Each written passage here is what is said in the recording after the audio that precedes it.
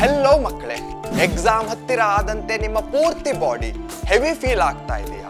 ಹಾಗಾದರೆ dynamic shaking technique ಮುಖಾಂತರ ನಿಮ್ಮ ಬಾಡಿಯನ್ನ ರಿಲ್ಯಾಕ್ಸ್ ಮತ್ತೆ ಕಾಮ್ ಡೌನ್ ಮಾಡಿ. ಇದನ್ನ ಆಫ್ಟರ್ ಸ್ಟಡಿಂಗ್ ಲಾಂಗ್ ಅವರ್ಸ್ ಹಾಗೆ ಎಕ್ಸ್ಟ್ರೀಮ್ ಟೆನ್ಸ್ ಅನಿಸಿದಾಗ ಟ್ರೈ ಔಟ್ ಮಾಡೋದನ್ನ ಮರಿಬೇಡಿ. ನಮ್ಮ ಪರೀಕ್ಷೆ ವೆಲ್ನೆಸ್ ಪ್ಲೇ ಲಿಸ್ಟ್ ನಲ್ಲಿ ಡೂ ಇಟ್ ವಿತ್ ಈಶಾನ್ಯ ಮೇಡಮ್ ಜೊತೆಗೆ ಈಗಲೇ ಟ್ರೈ ಔಟ್ ಮಾಡಿ.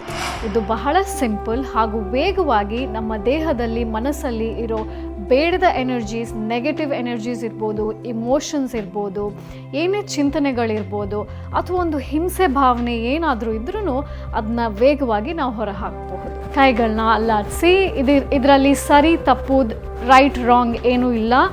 ನಿಮ್ಮ ಬಾಡಿ ಇಂಟ್ಯೂಟಿವ್ಲಿ ಹೇಗೆ ಶೇಕ್ ಮಾಡುತ್ತೆ ಅಂತ ನೋಡಿ.